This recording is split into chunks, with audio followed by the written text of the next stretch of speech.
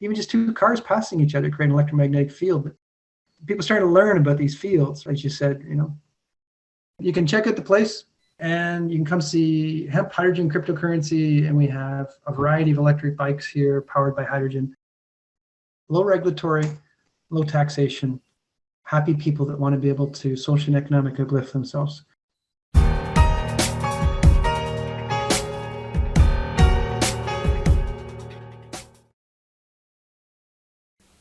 If you think today's technology is bad for privacy, virtual reality is perfect for tracking everything a user does, sees, and feels in the virtual world.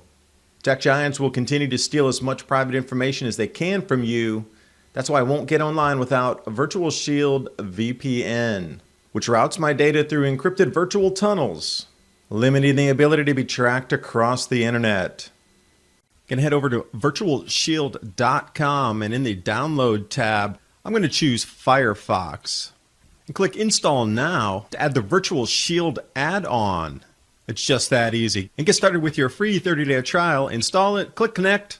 You'll see the shield turn from red to green, and you'll see how from my initial service provider I was able to even change my IP. Virtual Shield Network protected. Virtual Shield is offering 50% off plus a free 30-day trial for all new customers today. Go to virtualshield.com/adapt2030. And now on with the video. Good afternoon, everyone. I know from popular request a million billion times, Tom Ross from Tesnic.com rejoins me. We're going to talk about the future, electricity, how electromagnetic currents might be flowing, how this will affect the human perception, things to look for in 2022, 23 with hydrogen coming out. And there's an enormous amount of movement now to new energy, and it's just starting to make it electric gravitics motors, things that are talked about the future, the hydrogen economy, deliverable power down lines that we understand, but at the source. And that goes with using the Earth's magnetic field or separating gases that are in our atmosphere.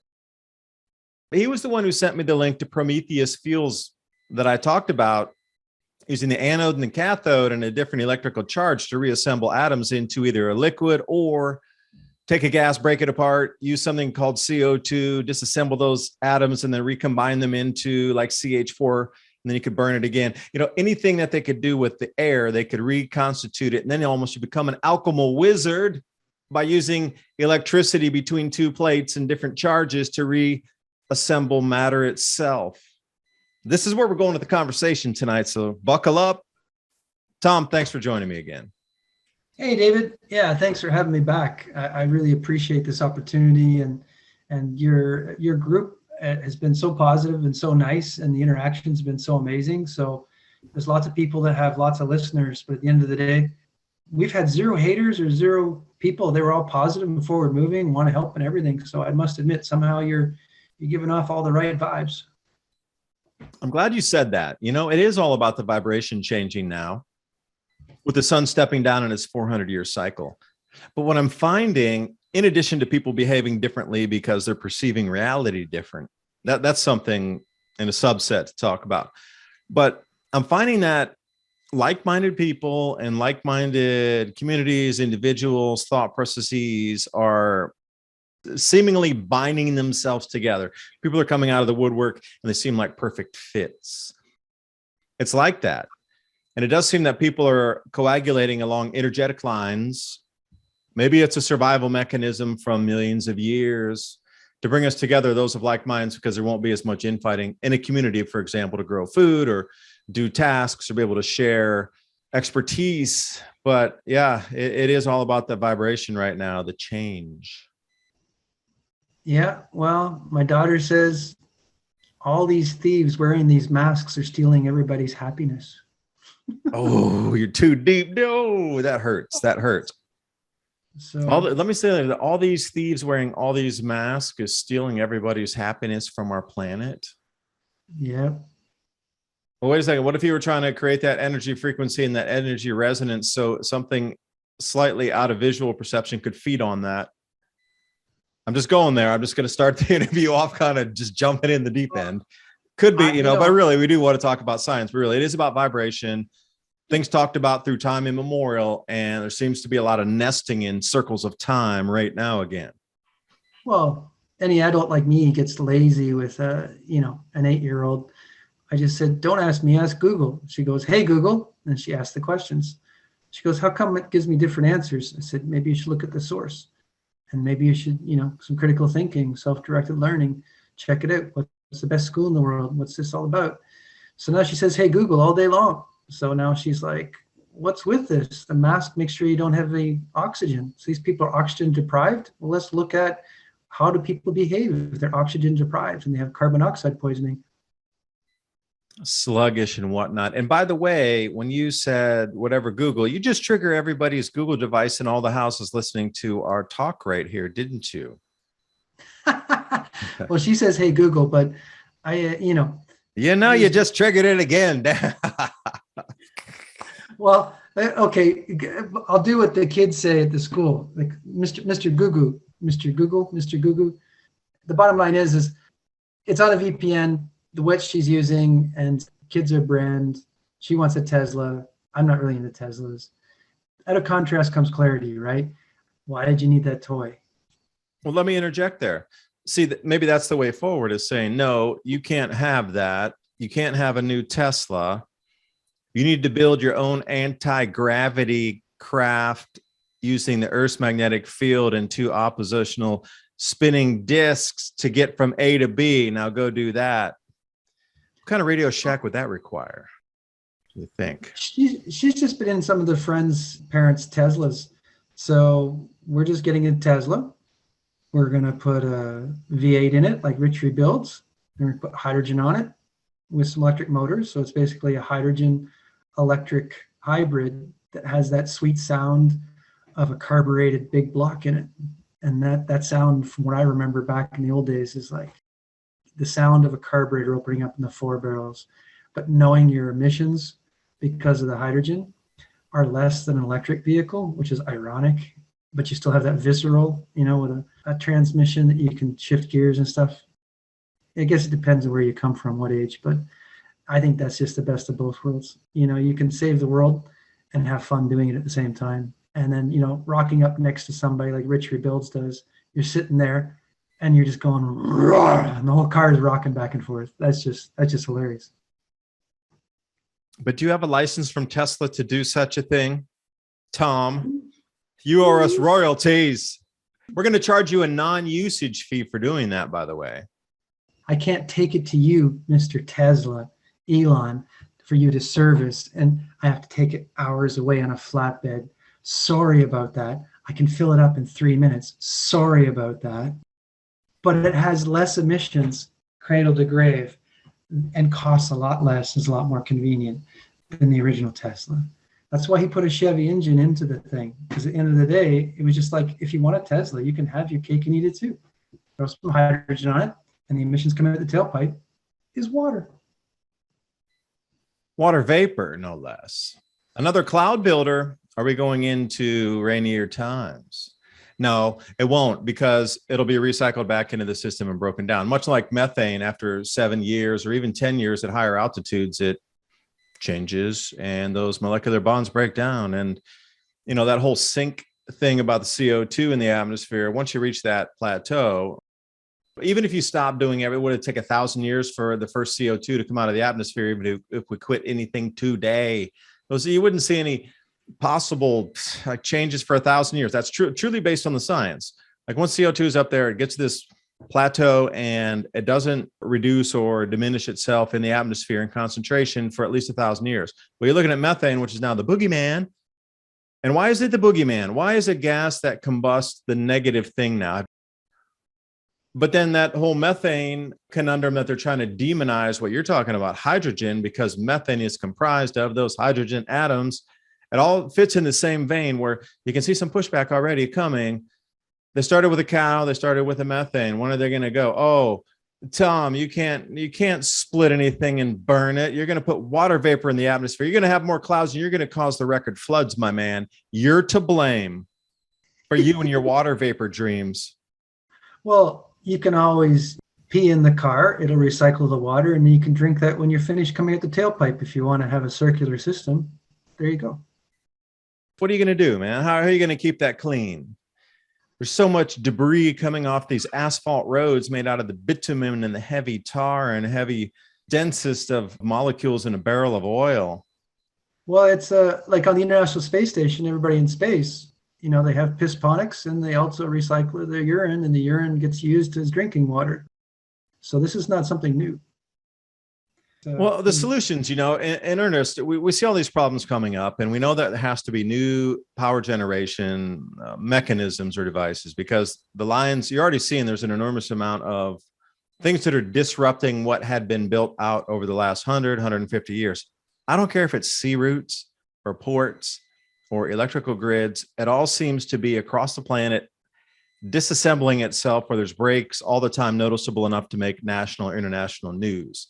So the old way of doing things, of bringing something to your home from a super, super far distance, that's not going to work anymore. And it doesn't matter whether it's a ship from China bringing goods over here, or if it's oil not coming from a pipeline because Biden closed pipelines. Now we need to bring it by ship again from the Middle East, or if it's the electricity coming to your home. I should say the magnetic field wrapped around the wire to deliver the electrons to your home. That all needs to change.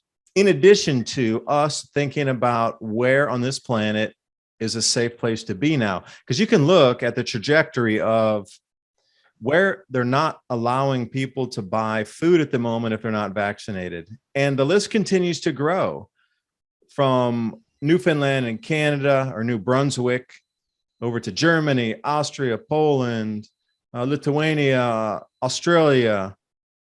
But where are areas in the world where you can kind of move to the future, where people are experimenting, thinking about new power devices, whether it's the electric gravitics, hydrogen economy, and getting away from the mining and everything that we need to do to bring us the supposed solution of carbon fiber blades, et cetera. If we could just jump past all the inefficiencies already, if you see where the future is truly going. But again, we all need to grow food. We all need to eat. I've been working on a video tonight about fertilizer prices and the fertilizer food ratio price. So at the global minimum across the entire planet, food has risen 25% last year. That's for everybody. So I would ask you again, this next year is going to be an exponential increase in that. It should go up to probably 50 to 75, and a lot, not all, but many will be doubling food prices.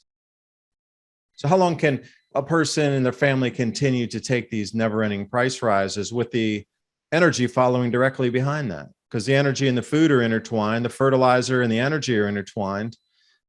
But I want to hit the escape button and get out somewhere. I'm tired of it.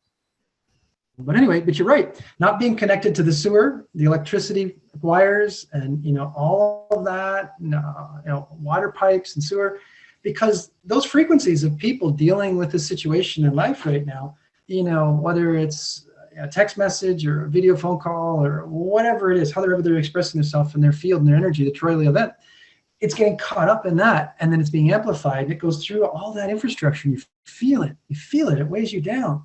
We're not connected to that. This is nirvana. This is heaven on earth. This is the way it's supposed to be. And getting a taste of this, it resets you. If you want to change behavior, you have to ostracize existing behavior. You have to create a real example that people can see and touch and smell. And once they see that, it's not only plausible, it's something they gravitate towards, and they change their behavior. That's what's magically happening. Hydrogen's a pretty hot topic. I've been traveling a lot too, and I used to come to the exact same types of places you're talking about. But then I would eventually have to go back to work and drop back in on an airplane, back into a busy place, or, something surrounded by wires, walking around the Himalaya for 3 months, then having to get on a plane and go back into like be at a job at a certain minute type of thing. Once you get out there outside the wire, if you will, and you start to get that, don't have to worry about the bank. You never thought about anything, didn't pay a single bill. And I forgot, what month is it? That's the point you're at. That's where you want to be at. And being at that point is very, very special, because the world has wrapped us into its tentacles of needance, where, like I say, you can feel the heaven is every time I turn and open the mailbox, it's another thing to pay for. It's just getting a little ridiculous on financial enslavement happening in the US here. It's ridiculous because I only dropped back in after the COVID forced me back here. But prior to that, I was living overseas working. It was quite a bit different, with tax exemptions and all these things. And then I come back in and, huge tax burden. So just ridiculous price for everything, and if I could escape that, I would in 2 seconds. But for Americans, I mean, where are they really to go now where you can, get out of this madness if you want to? If you just go to hotspringsvalley.com, you'll be able to see something you just won't believe until you get here. I walk up my front door on this 9,000 hectares biological preserve with these anchor spots of these cabins. I go to an avocado tree and I get an avocado. I get an orange. I get a banana. I get a mango. I get mangosteen. I get momenchinos. They could never, ever afford here. They could never get GMO seeds. They could never get the fertilizers. They could never get the pesticides. They couldn't afford the shots for the cows. The magic is they're on the right end of the stick now. They're laughing. They're open for business and they can sell anything and everything at a huge high price because they don't have those legacy issues. It's so magical. This place has its own honey, has its own cheese, its own yogurt. Like they have every type of livestock, every type of chicken, ducks, roosters, turkeys. This place is mind-blowing. Horses, every type of fruit and vegetable and things you've never seen before in your life. And it's all hodgepodge and crazy all over the place. Let me ask you something then. These are the very first places people are going to flee to when they need to exit the cities. Like, this Amish farm out near me, it's awesome that we have, everything that you consider with the same thing, Amish. I mean, everything is chemical free. They build their own fertilizers. They build their own living soils and even if they skip fertilizer for 2-3 years, things would still grow to like super absurd sizes that's considered almost impossible. But the same thing is cities around here exit out and they already know thousands, plural, of people are coming to the super remote countryside area, going down to their farm and farming area. So, I'm looking at the same thing. You have the exact same super special, amazing yield, bountiful crop and plenty. But when the cities empty out and people start crossing borders in cities like Panama City rolling up, what's going to happen? I mean, I'm curious myself because I don't have the answer. And that's what scares me. I grew up in an area that was right next to a reservation, and there were a lot of Mennonites and Amish and Quakers. And the funny part is you come to Costa Rica and it has one of the highest concentrations of Amish and Quakers and Mennonites in the world because they abolished their army in 1948. So there's no draft. So every time something happens in one of these other jurisdictions, they all move here. Literally with no building permit, no property taxes. If you want something done here, they mill their own lumber. They have bamboo. They've got rocks. They've got clay. They've got sand. They've got gravel. 90% of what happens here is just from here. It's a little microclimate. It's really weird because there's a waterfall at the end of the valley here with a lagoon at the top of it. It's just surreal, way up high with trout in it and all different types of fish. It's the best air, best food, best water on the planet. And what I love about this place is what it doesn't have. And that's a big list. It's not covered in RF frequencies. And it has pristine virgin water that's structured, that's really good. But if you're anywhere else, that water would be destroyed very quickly simply because of the local infrastructure. Even just 2 cars passing each other create an electromagnetic field. But people starting to learn about these fields, as you said, You can check out the place and you can come see hemp, hydrogen, cryptocurrency, and we have a variety of electric bikes here powered by hydrogen. Low regulatory, low taxation, happy people that want to be able to socially and economically uplift themselves. And it's in vogue. Why not make it so they could economically buy back their land and repatriate it as a reservation? That's happening as we speak. Yeah, you painted that picture of all the electromagnetic fields on the traffic. Now imagine an LA highway at rush hour. I was putting it sort of to the sun changing its frequency and the human perception in the mind being affected because the electromagnetic hemispheres of the brain are also being affected just like the Earth's magnetic field.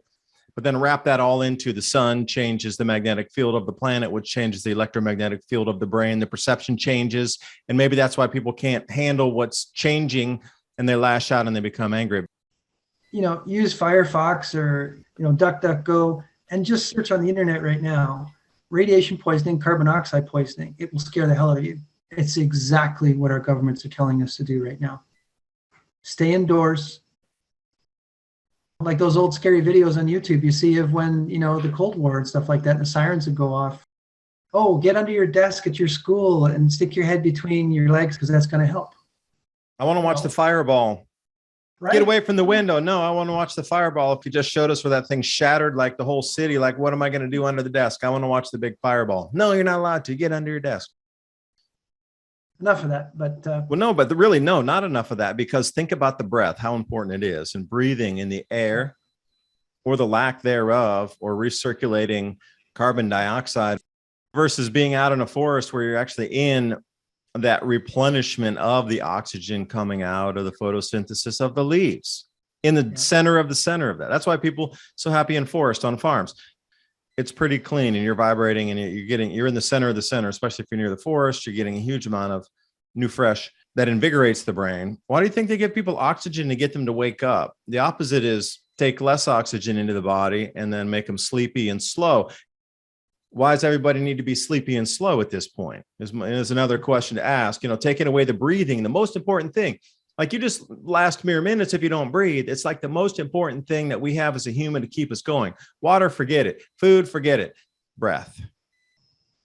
We use biofuel made from the farm, and then we use the hydrogen in the combustion engine to be able to make it more efficient, because hydrogen and oxygen being injected into the system, what it does is it breaks down the molecules. You're not running on a hydrogen oxygen. It's a very small amount, because how they make fuel, diesel and gasoline, out of crude oil, bunker, C-grade type stuff, is they use hydrogen because it breaks it down to be able to bring up, take out the impurities and to be able to raise the octane so that it burns easier. We're just doing that in the combustion chamber. So yeah, here we don't buy any fuel, and maybe that's why they call it biofuel. We don't buy any fuel. I want to talk about scaling here for the electrical issues. Like, how do I get a 50 kilowatt unit that's running on hydrogen? What would you need to keep 50 kilowatts on the side of your house, literally, as a standard unit? I understand putting it in vehicles, that sort of thing. That's one application.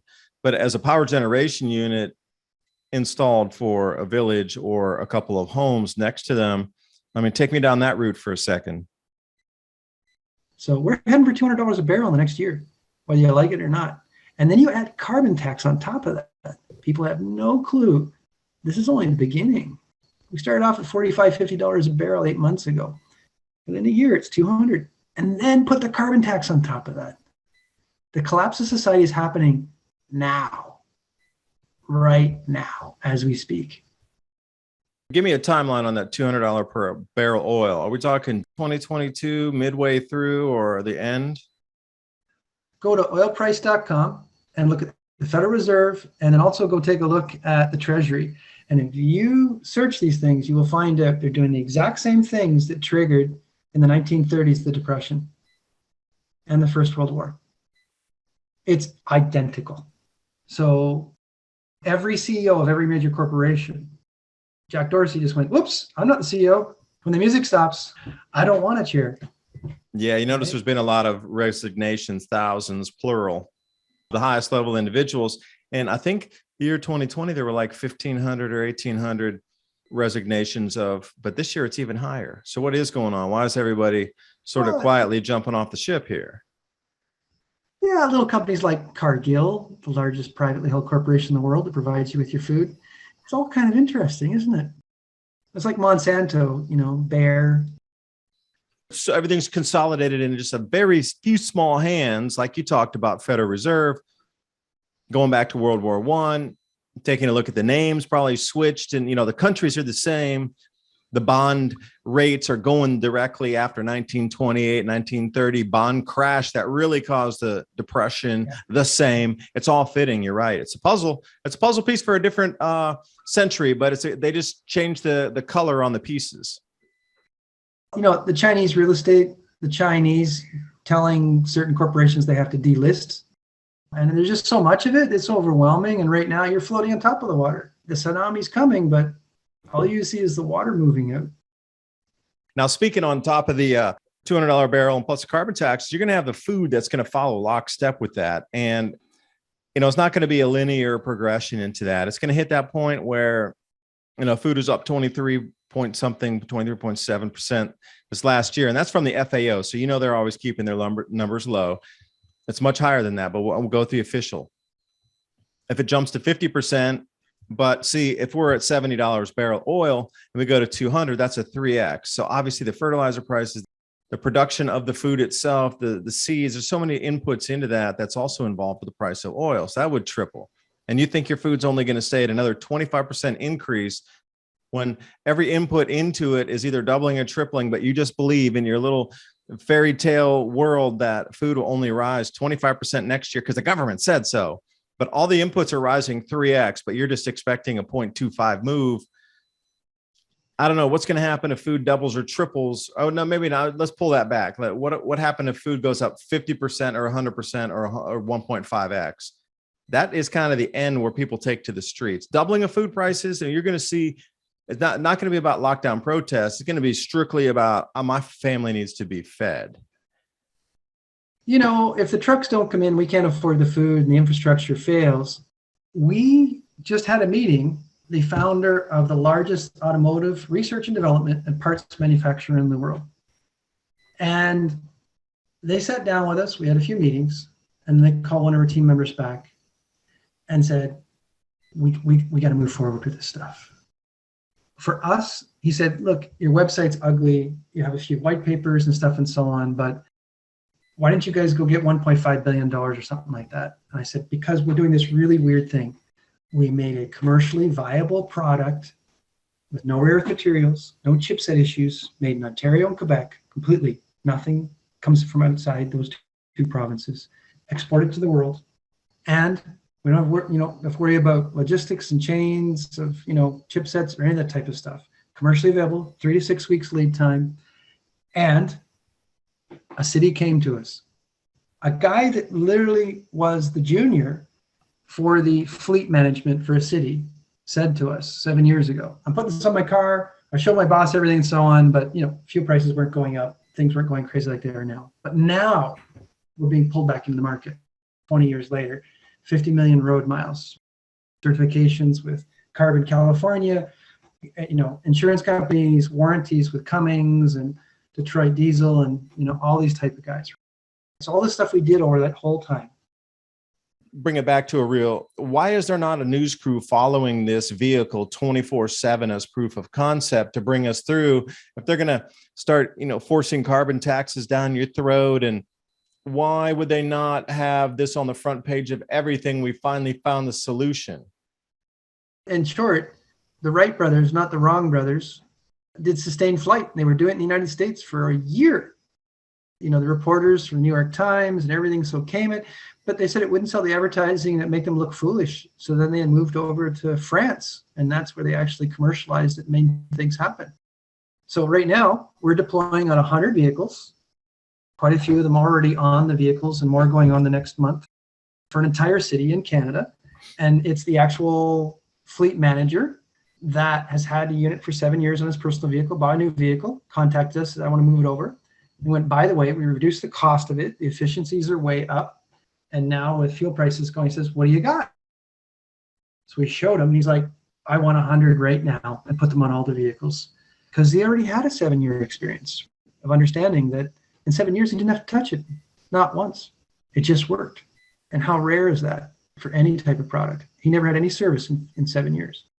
So now he's putting it on. Then he informed the government. The government says, we want to give you $250,000. And we're like, okay. And then the federal government, and they're like, we want to give you tens of millions of dollars. We're like, okay. So which government is this giving the money? This is the Canadian government. And they have all these plans now for what they're calling Transitional Solutions, which we're laughing at because you cannot go and get, even if you can afford it, electric or hydrogen vehicles. Where are you going to get the infrastructure and electricity? Like, we have people that are doing hydrogen hubs, and people are very intelligent that have done white papers and studies and feasibility studies, and they're like, we have a problem. the grid in Toronto, there's no way you could have even 1% electric vehicles. It's just not going to work. There'll be a collapse of the network. And we're like, a lot of people have been talking about this for quite a while. They need what's called transitional. So we have in 2 hours, put a device on your vehicle with no modifications to the motor, just needs electricity from the alternator. It comes on with the ignition. There's a little pipe that goes into where your air filter is. And the little computer figures that it has more oxygen and starts to see the temperature change and adjusts to it. And then you get this amazing reduction in fuel, better emissions. You need less oil changes because the temperature and the carbon is not having the issues with the oil, less spark plugs. So, and you get better performance. So it's a hydrogen converter replacing the catalytic converter. We used to do just large vehicles and boats at sea and large ships and stuff like that and heavy machinery. But now we can put it on your regular vehicle and have a return on your investment within 2 to 3 months. So between the prices going up, the carbon taxes, and the efficiencies and the cost of our units going down, we've hit this watershed, this tipping point, this supernova. How come nobody saw this coming? You have transitional solutions. You have something that'll go in a car in 2 hours with no modifications that'll drastically reduce the amount of fuel and emissions right now.